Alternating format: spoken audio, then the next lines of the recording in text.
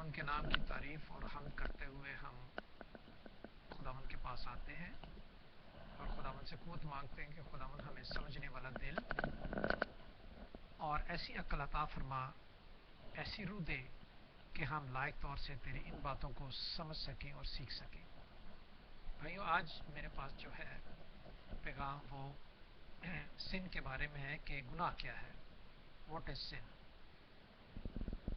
اس لیے ہم کلام مقدس میں سے پہلا یوحنا اس کا 3 باب میں، اور پھر رومنز چیپٹر 10 میں، اور پھر اسی طرح ہم پہلا یوحنا 4 باب اور اس کی 3-4 آیت سے دیکھیں گے۔ تو پہلا یوحنا اس کا 3 باب اس کی 4 آیت میں لکھا ہے کہ جو کوئی گناہ کرتا ہے وہ شرع کی مخالفت کرتا ہے، اور گناہ شرع کی مخالفت ہی ہے۔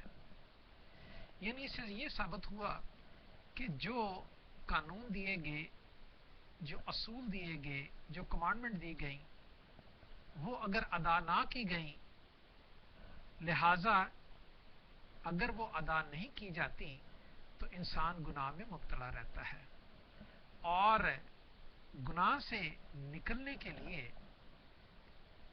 شرع کا ادا کرنا، اس پہ چلنا ضروری ہے۔ اب یہ بھی بتاتا چلوں کہ شرع سے، قانون سے دور تو رہتا ہے لیکن نجات حاصل نہیں کرتا جب تک کہ یسوع کو قبول نہ کرے۔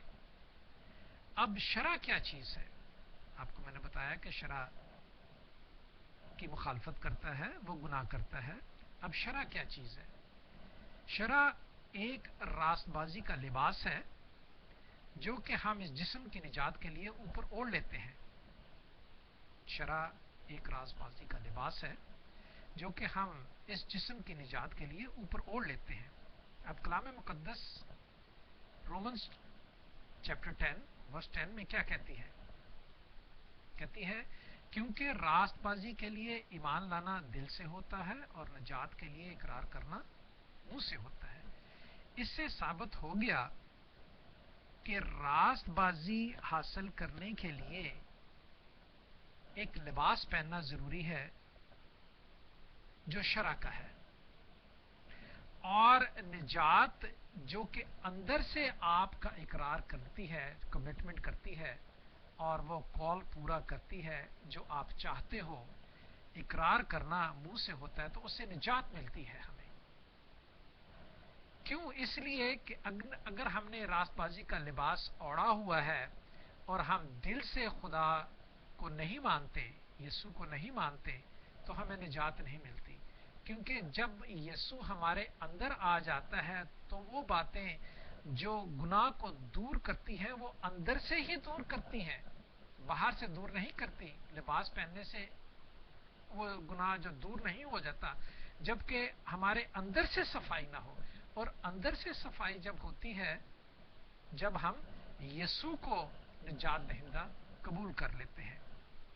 اس میں تصدیق کے لیے ایک اور لفظ بیان کروں گا، جو کہ اپنی مرضی کرتا ہے اور خدا کی مرضی کو پورا نہیں کرتا، وہ نجات حاصل نہیں کرتا۔ اس میں گناہ موجود ہے، چاہے باہر گناہ نہیں لگا ہوا لیکن اندر اس کے گناہ ضرور موجود ہے۔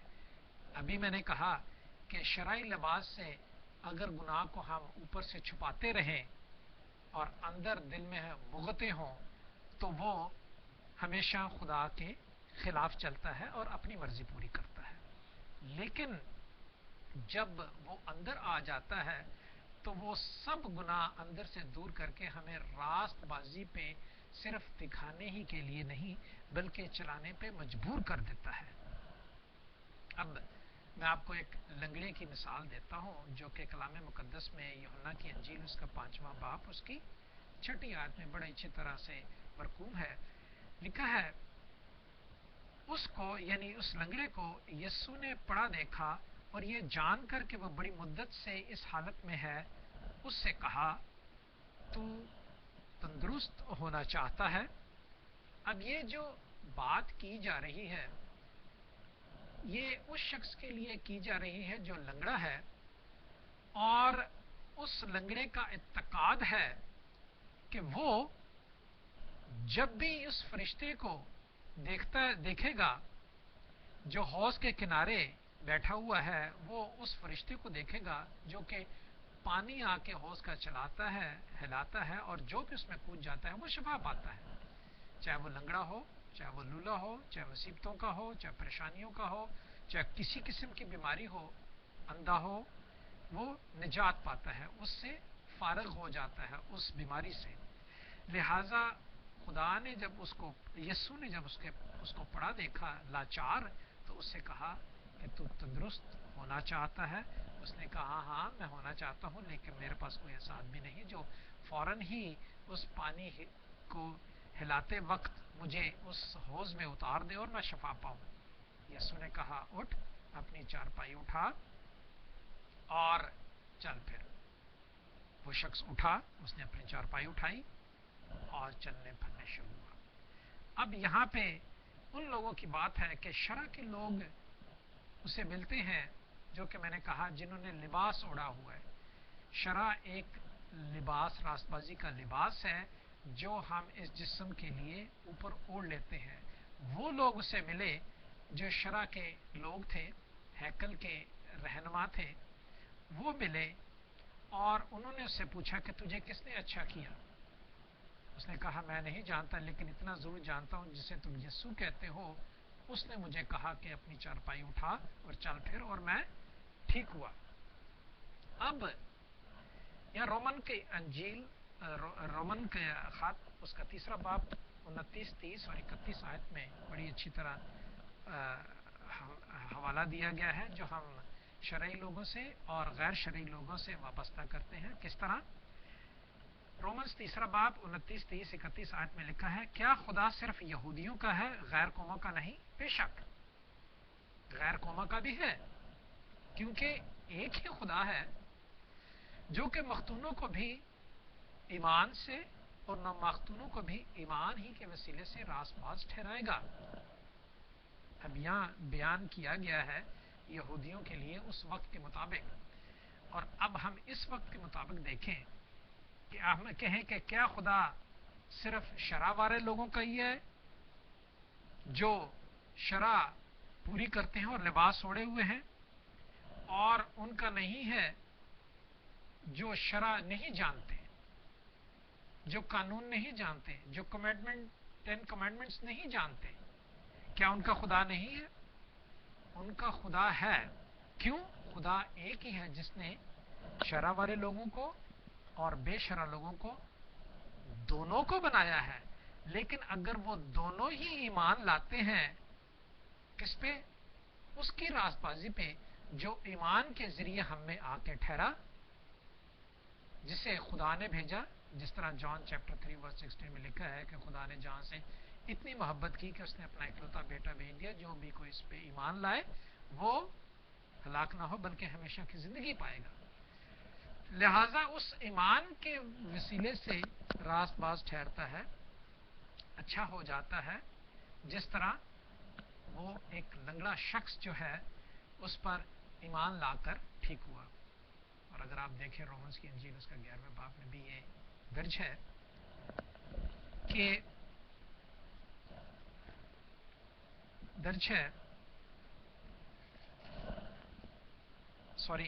इब्रानियों के खत उसका 11वें बाब में ये दर्ज है, अब उम्मीद की हुई चीजों का इत्मीद और अनदेखी चीजों का सबूत है। अब ईमान क्या चीज है? ईमान उम्मीद की हुई चीजों का इत्तेकाद। अब उसकी उम्मीद थी कि मैं ठीक हो जाऊं, और उसने किस पे इत्तेकाद किया? उसने यस्सु पे, उस लंगड़े ने उस यस्सु पे इत्तेकाद किया। पहले वो इत्तेकाद उस फरिश्ते पे करता था जो कि हर साल आके वो हौज फैलाता था और लोग ठीक होते थे। अब उसने इत्तेकाद यस्सु के कहने पर उठ चारपाई उठा, उसने इत्तेकाद किया, चारपाई उठाई और वो ठीक हुआ ईमान के वसीले से। और फिर लिखा है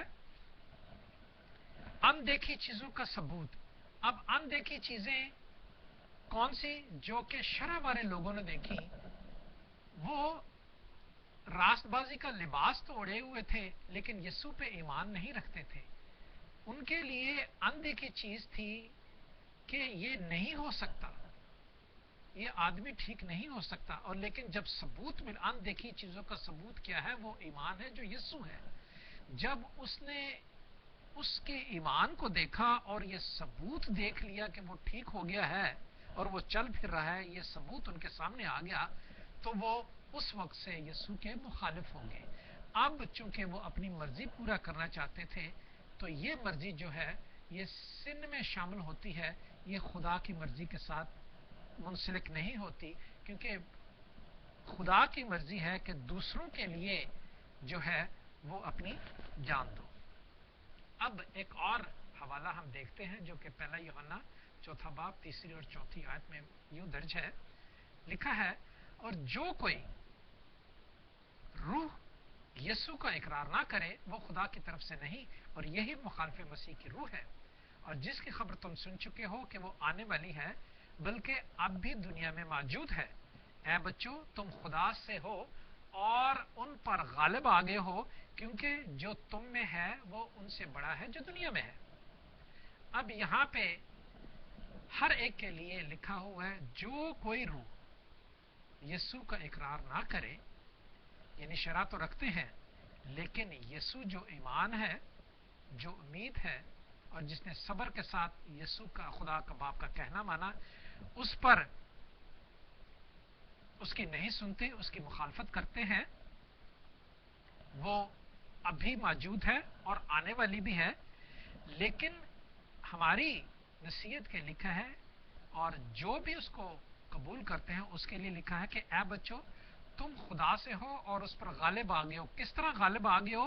क्योंकि जो तुम में है वो उससे बड़ा है।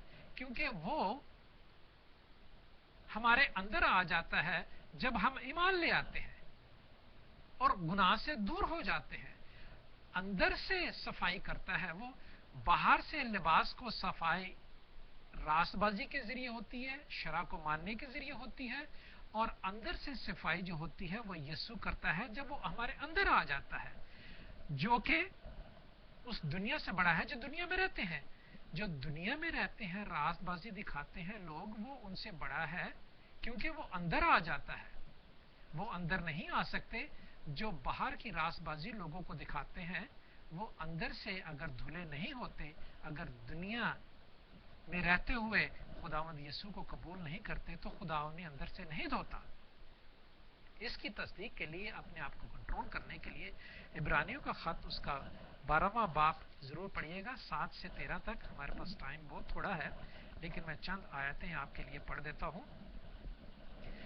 जो कि हमारे लिए बड़े जरूरी है।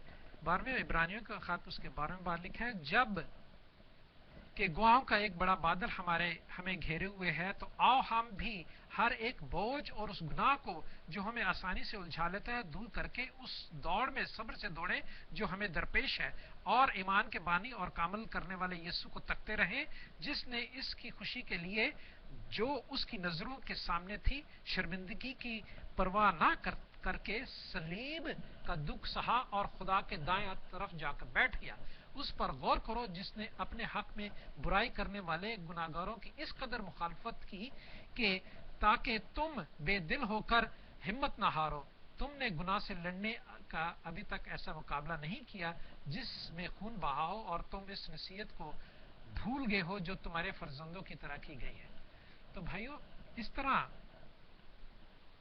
जो है गवाह वो रसूल, गवाह वो नबी, ईसाया की किताब उसके 7वें बाब में, यिर्मयाह की किताब में दर्ज है कि वो गवाह मौजूद हैं जो यीशु की गवाही देते हैं, और वो सबूत खुदावंद यीशु खुद है जो मौजूद होके हमारे दरमियान में आके आया और उसने हमें बख्शी गई, और ये निजात की राह जो है उसने हमें दिखाई, और हम इसी तरह खुदा के नजदीक और गुनाह से दूर हो जाते हैं। तो अभी आपको पता चल गया कि सिन क्या चीज है और किस तरह हमने खुदा के साथ रहना है और सिन से दूर रहना है, ताकि खुदा की मर्जी पूरी की जाए और हम सिन से दूर रहें।